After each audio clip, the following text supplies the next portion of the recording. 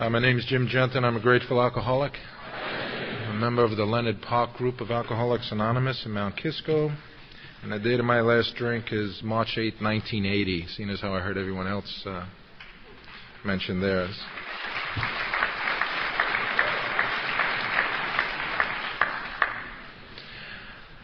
I so enjoyed a number of people reciting along with Barbara when she was reading the preamble that they were saying it, mostly up here. It's such a feeling. See this young man who wins and his shirt says miracle.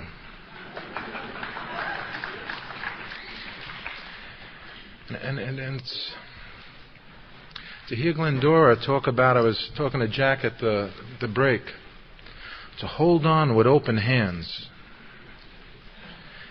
I'll probably be using that line in about a week. Maybe in the Bronx, Staten, and they'll say, wow, you know. That's where this stuff comes from, you know. On the way down, he told me, don't do those people. Don't do them. Be nice. And I will. Because a line like that about holding on with open hands, somehow, some way, there are times in my sobriety that I think I am the AA police. I think I'm supposed to tell you to get a sponsor, to join a group, to not drink and go to meetings, to do this, to do that. And I'm not. Thank God that none of you are in charge out there either. It is truly a miracle. This thing works so wonderfully, so wonderfully. So without much further ado, as the clock ticks, I'd like to introduce you. I'm not going to give you a long line, just that he's my sponsor, and I think he's a wonderful guy, and you can pay me later, and I'll give you Jack.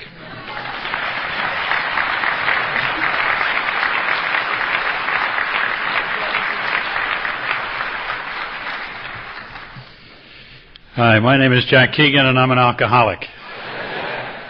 My sobriety date is July 14th, 1969.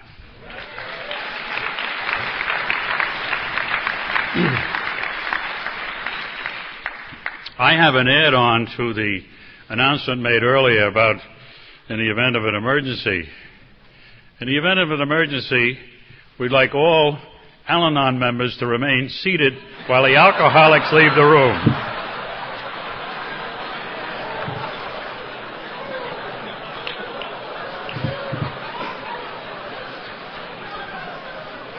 That's awful, isn't it?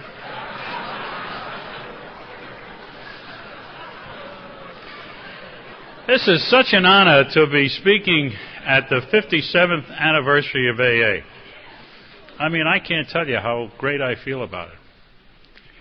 I was 5 years old when AA began, and I was a kid in the Bronx, and I was probably playing marbles or playing doctor with some neighborhood girl when Bill Wilson was fooling with my life out in Akron. You know, he was going back and forth between the bar and the church directory, and my life was hanging in the balance. And then Dr. Bob had to go down to Atlantic City, fooling around with my life. But a power greater than all of us got them together. And here we are in the Biltmore on a Sunday afternoon in, the Hilton.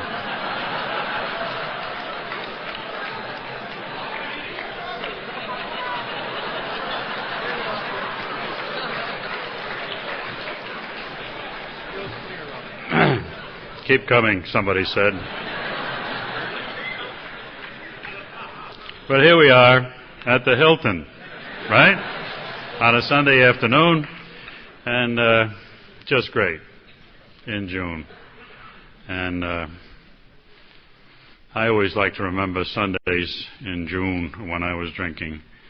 You know, you wake up and some army patrol had gone through your mouth during the night,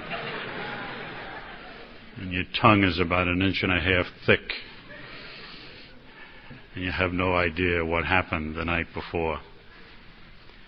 Well, as you know, I was born and raised in the Bronx, and I just loved drinking. Just loved it. When I found out about it, wow. I mean, the lights, the bars, the action, I liked everything about drinking. Just loved it. I went to college, and I didn't have much trouble in college. That's if you call losing your 2 front teeth, having your nose broken, and having a black eye not too much trouble, then I didn't have too much trouble. I used to give the name of the college that I went to. And one night in Washington Heights, a lady came to me and she said, "My son is going to go to that college." And I knew the fear that she had in her face. So I don't give the name of the college anymore. I simply say it's a large Jesuit university in the Bronx. And that keeps its anonymity.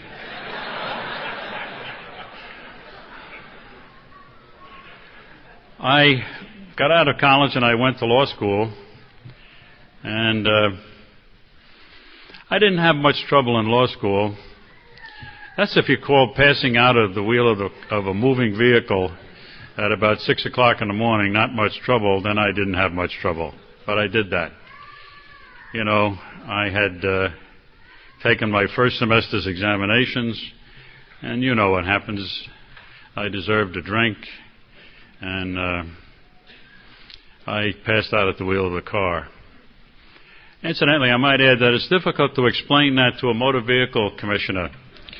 Passing out at the wheel of a car at 6 o'clock in the morning and claiming that you suddenly fell asleep. I graduated law school, and I got into working for law firms. What I really should have done was I really should have been a management consultant. You see, I had this gift that God had given me. Perhaps there's someone in this room with this very same gift. But I could work in an office for 2 weeks, and I could tell you who should be fired. Just a gift. Didn't ask for it.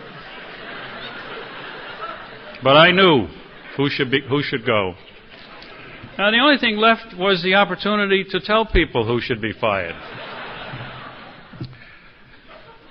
That usually came at a Christmas party or an outing.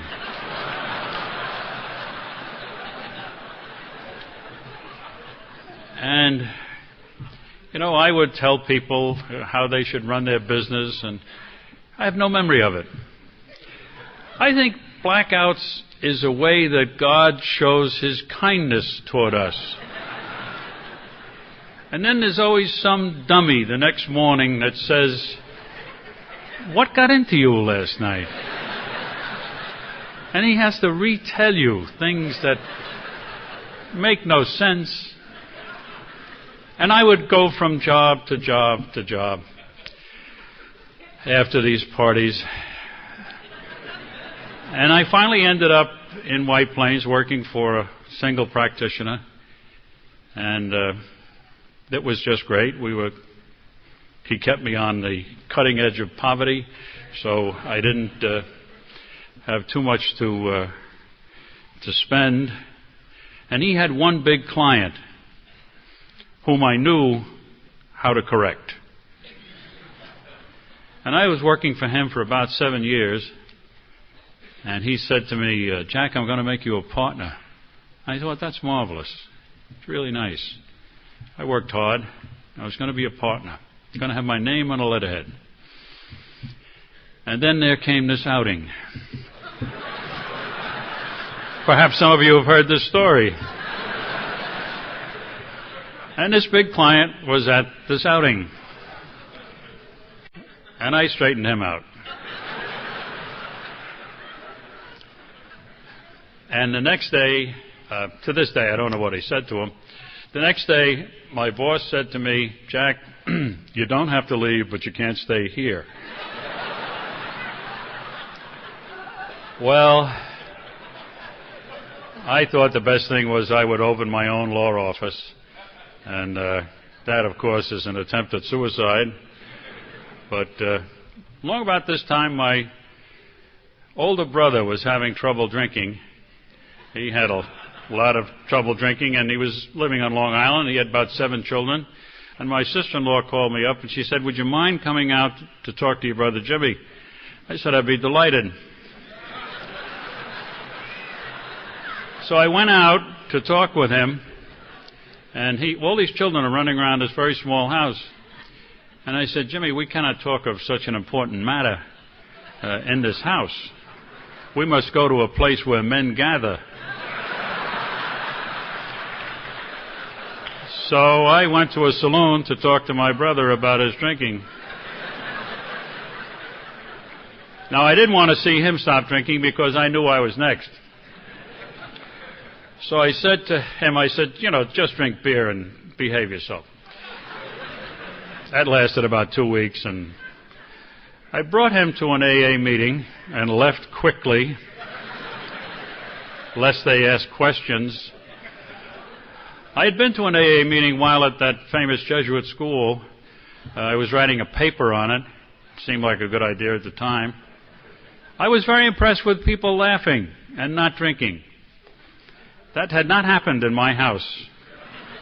My father had periods of not drinking, but not of laughing while not drinking. But I knew that this thing worked. And I brought Jimmy to that meeting, and Jimmy stayed sober and was a great example to me until the day he died. I opened this new law office. Now, let me tell you something before I get started on this career of mine. I am really honored to be here today, but I must assure you that when I opened my own law office in January 1st, 1965, it was not my ambition to be a member of AA. I think this outfit is the only organization in the world, the members of which never wanted to belong to it in the first place.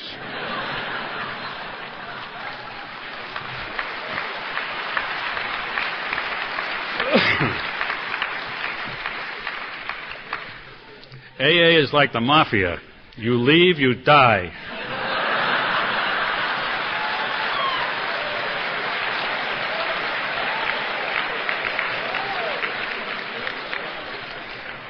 I had certain promises I had to make to myself when I embarked upon this new business of mine, one of which was that I was not going to drink at lunch. And I kept this promise for 2-3 weeks until someone asked me that question against which I had no defense. They said to me, Jack, what will you have?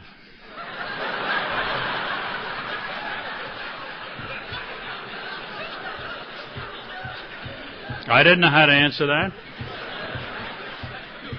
I had something alcoholic. I don't know what it was.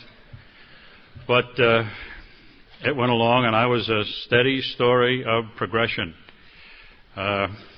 Things were not going so well at home with Mrs. Keegan as you might anticipate.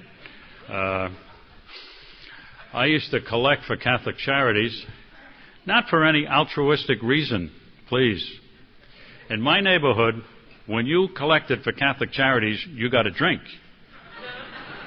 That's how that worked. And I would come home on a Sunday afternoon loaded, for the sake of God, collecting for Catholic Charities. Well, one night, I decided to bring back the returns to the rectory. My wife was a little nervous when I went out at night. And I was going out this night. She said, where are you going? I said, I'm going to return the contributions to Monsignor. How long will you be?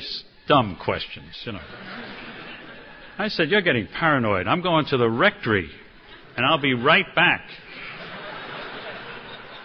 Well, about 3 o'clock in the morning, I come rolling in, and she mentioned something to the effect that she could no longer trust me to go to church. At which point I said, "You want me to stop drinking? I'll stop drinking. 6 months, I'll stop drinking. I'll show you." And I did. You know, no sense being Irish unless you're going to be thick. And for 6 months, I brought home candy and dirty books. I didn't want to give up everything.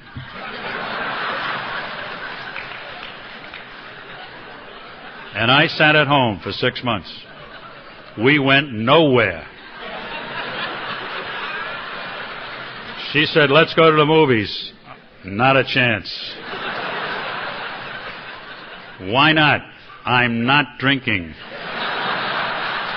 What has that got to do with the movies? Everything. Since I've come to this fellowship, I find out that a pledge is a promise to drink on a certain day. And of course, 6 months later, I got drunk and got loaded and off to another pledge. Then the same routine. We didn't go anywhere. And she said, "Why don't we visit Charlie?" No. "Charlie's your friend since grammar school." Not a chance. Why not? Not drinking. Okay. Finally, one night she said to me, "For God's sakes, will you please drink?" And I said, "For you, my sweetheart, I will do that."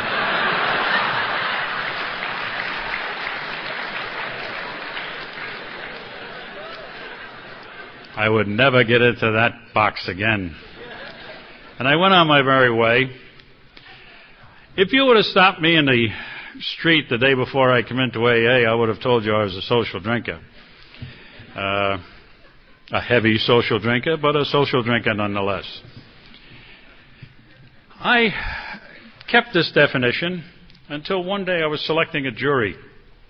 I used to do a lot of drunken driving defense work. Don't ask me why. It just happened that way.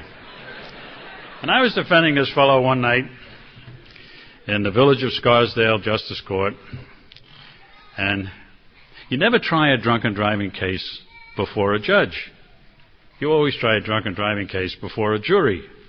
Going before a judge is like going for sentence. You try a jury case, and hopefully to get jurors that drink the way your client drinks. My client blew a 2-3 at 12 o'clock noon on a Sunday and struck the rear end of a Scarsdale police car. In those days, the saloons did not open till 1 o'clock. It was a difficult case. For those of you who don't understand the serological significance of 2-3, it's about 2.5 times what you need to be legally drunk. So I began to question jurors. And the first juror I questioned, I said, "Are you a social drinker?" Mrs. Van something from Scarsdale. And she said, "Indeed I am." But she didn't look like one of my people, you know? She didn't have that nice, puffy, beery look to her, you know? And I thought perhaps we'd better get a definition of terms. And I said to her, "Mrs. Van, what do you mean by social drinking?" And she said, "Well, my sister and I have a glass of wine at Thanksgiving and a highball around the holidays." I had not heard the word highball since 1940. I said to her,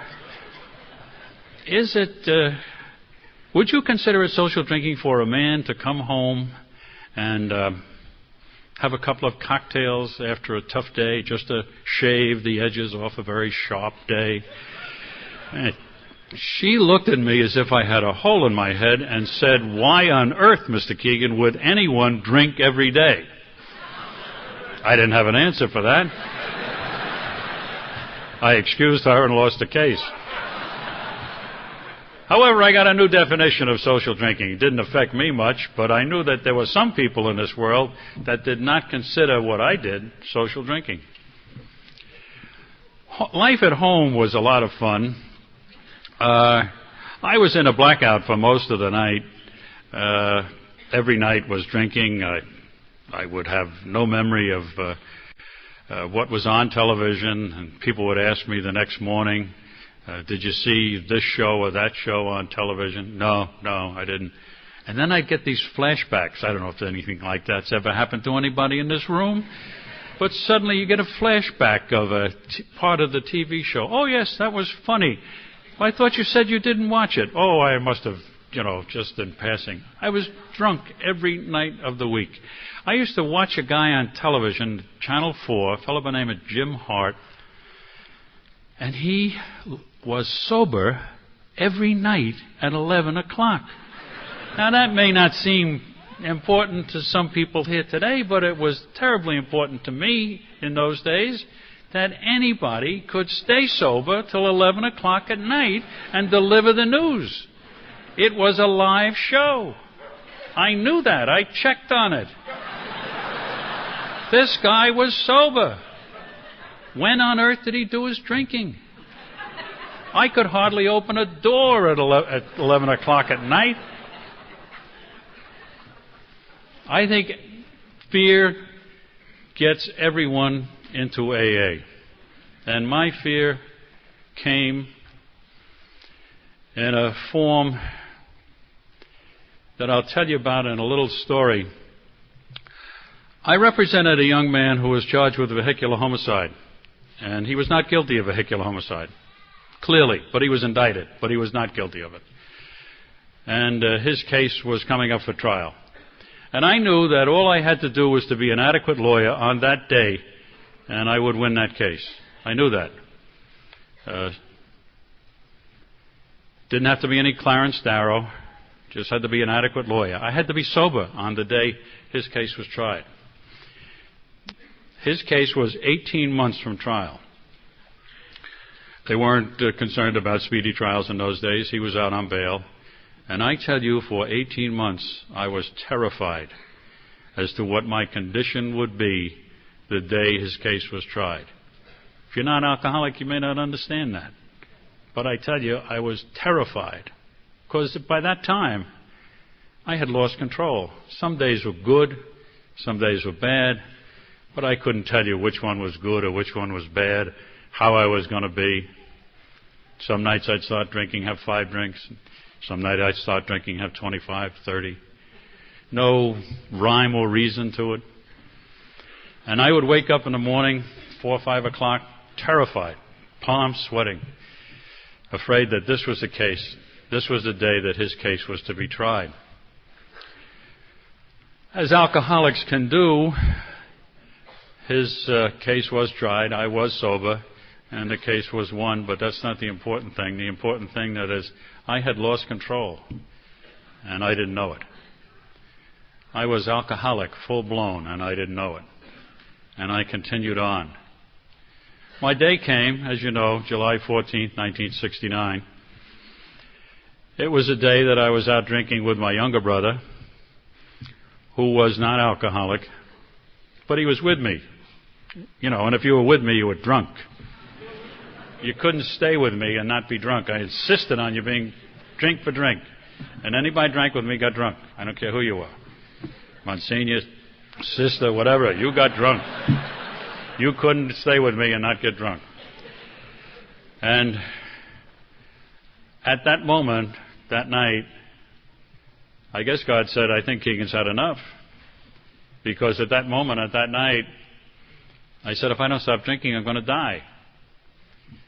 And my brother Raymond said to me, why don't you go to AA? Your older brother Jimmy's in. I said, sounds like a good idea. So I was drunk. I went to an AA meeting, drunk. Now, most AA meetings, unlike this meeting, have metal chairs, as you know. And when you're drunk and you come into an AA meeting and you sit down in a metal chair, you make a lot of noise, let me tell you. And I made a lot of noise. And those AA people, as Glendora has so marvelously described, with those little AA smiles, they turned around and they looked at me and they smiled. That smile that says, we'll get to you later smile. And I sat there in my load. And this woman came up to me after the meeting, and she told me this. She asked me the sweetest words I'd ever heard in my life. She said to me, "Do you need some help?" And I said, "You don't understand. I'm going to die." And she said, "Well, you don't look like you're going to die. Let me get someone for you to talk to." And she got the man who was to become my sponsor. And they say that AA has a sponsor here for everyone, and this one God had waiting in the wings for me. He came to me, shook my hand, and he did a peculiar thing. He smelled me. Shook my hand, he went,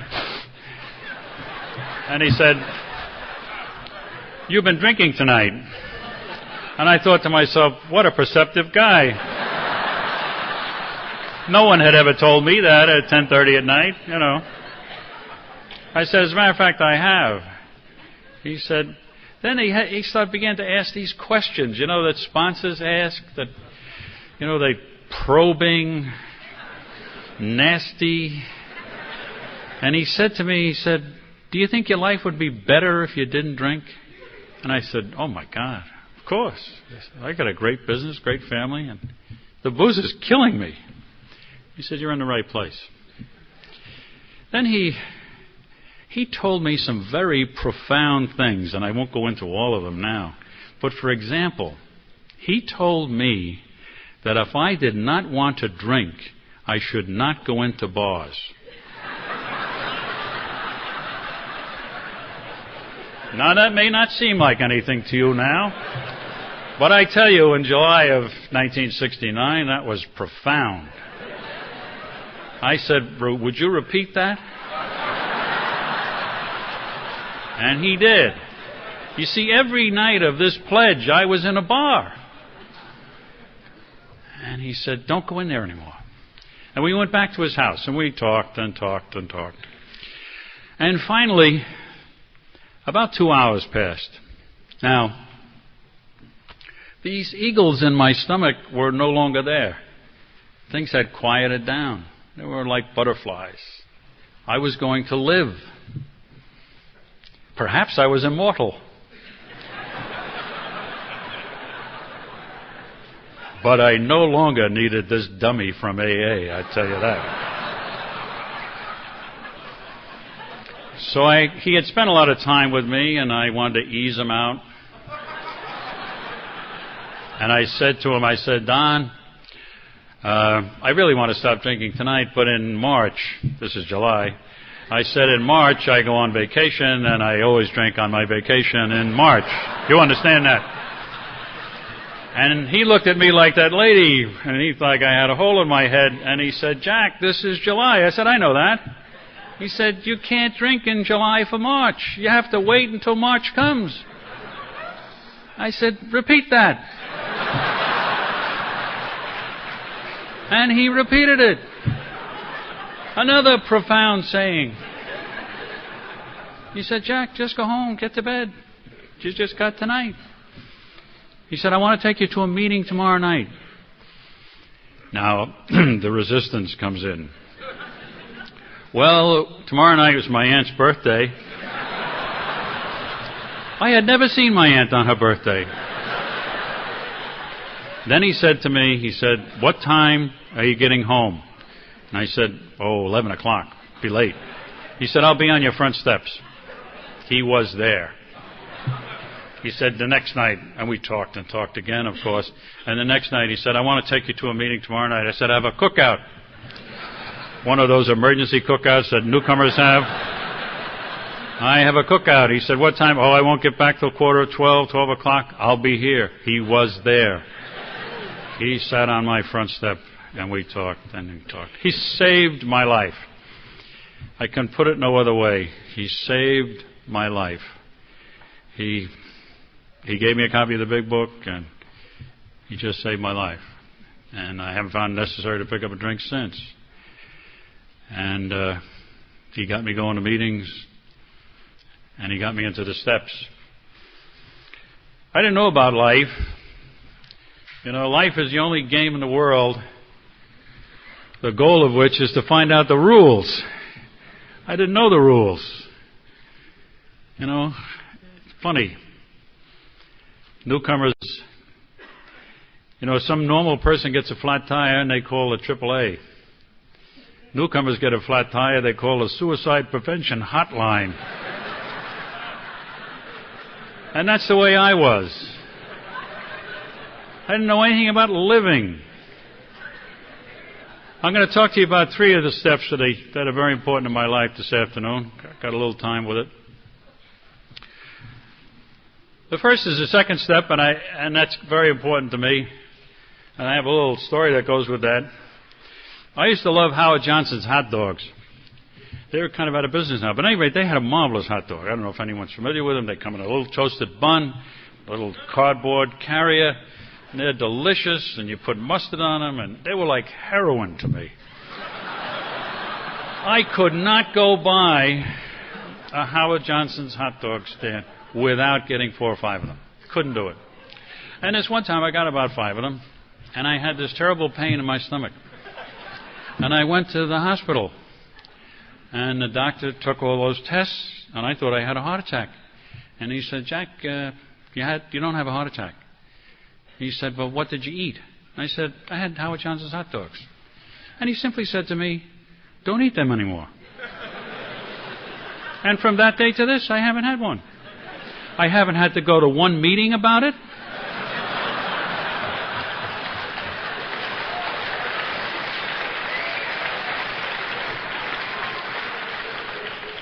I don't hide them under the front seat of the car. I don't go out late at night and get them. They're out of my life. But I couldn't do the alcohol without the power greater than my own, the power of AA. I couldn't do the alcohol without you people. And you were the power, and God is the power. And I needed Him, and He was there. And I don't worry about picking up a drink. I worry about life. The next step is the 6th step that I'd like to talk to you about. And of course, a lot of you are familiar with the story of the drunk who had a little shack in the middle of a terribly desecrated lot. And the minister would go by and look at this shack with the garbage and the weeds and the falling apart, just shake his head. Then the drunk came to AA, got up and he painted the shack and he mowed the lawn and planted flowers and cleaned up all the garbage, and it looked just beautiful. The minister went by and he said, I've got to tell him. And he knocked on the door, and the drunk came to the door, and he said, I just have to tell you what a marvelous job that you and God have done on this lot in the past few months. And he said, well, thank you. But you should have seen this place when God had it all by Himself.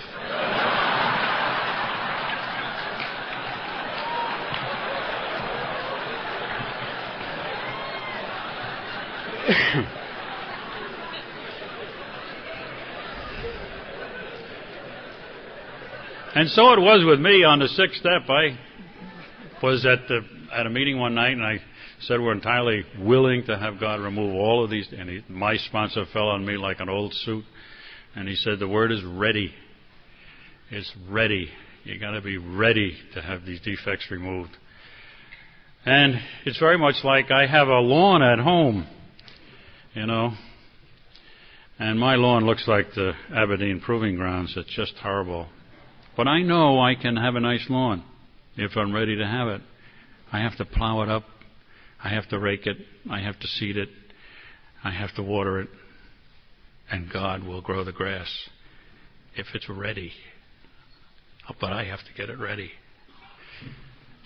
And God will take away these defects of character if I'm ready. If I'm ready to substitute understanding for anger, if I'm ready to substitute tolerance for envy, if I'm ready to substitute honesty for dishonesty. But I have to be ready, and He will grow the grass, be assured. The last step I want to talk to you about is the 11th step. Absolutely changed my life. Absolutely changed my life. You know, when you're 39 years old and you've been living by the wrong rules, it's amazing. Let me tell you a little story about this. I was 9 years old in the Bronx, of course, and we lived on a 5th floor walk-up, 3 rooms, 3 children, my mother and father. Nobody that I knew lived in a house that they owned. One kid had a backyard. In the backyard were rabbits. And he said to me one day, "Jack, would you like 2 rabbits?" There isn't a 9-year-old boy in the world that doesn't want 2 rabbits. But I knew if I went to Mrs. Keegan, the Mrs. Keegan, and asked her for permission to bring these 2 rabbits into the home, she'd throw me down the stairs. I knew that. So I needed divine intervention. And I went to the local parish, and I did the Stations of the Cross, 14 Stations of the Cross. And the liturgy takes about an hour, and it's a lot of kneeling and breastfeeding, and it really. But I was assured by my sister at Sunday school that it would bring whatever I wanted. And I did this, and I went home to my mother, and I said to my mother, "May I have 2 rabbits home?" And she threw me down the stairs. But when I came into AA, I realized that I had been praying for rabbits all of my life. The rabbits came in different forms. They came in the form of a job. They came in the form of sickness. They came in a form. I once prayed that Santiago was the capital of Brazil because that's what I put on a test paper. I prayed for everything. And the 11th step says, "No, you're doing it wrong." Only for the knowledge of His will for us and the power to carry that out. And that was it. And it's been a great, great, wonderful life. And I'm going to bring this saga to a close. And I'm going to read to you from a little message that I have plagiarized. What is AA but plagiarism, right? And it kind of sums up our experience, I believe, in AA. We ask God for strength that we might achieve. We were made weak that we might learn to humbly obey. We ask for health that we might do greater things. We were given infirmity that we might do better things. We ask for power that we might have the praise of others. We were given weakness that we might feel the need of God. We ask for all things that we might enjoy life. We were given life that we might enjoy all things. We got nothing we asked for, but everything we hoped for. Almost despite ourselves, our unspoken prayers were answered. We, among all men, are most richly blessed. What a deal.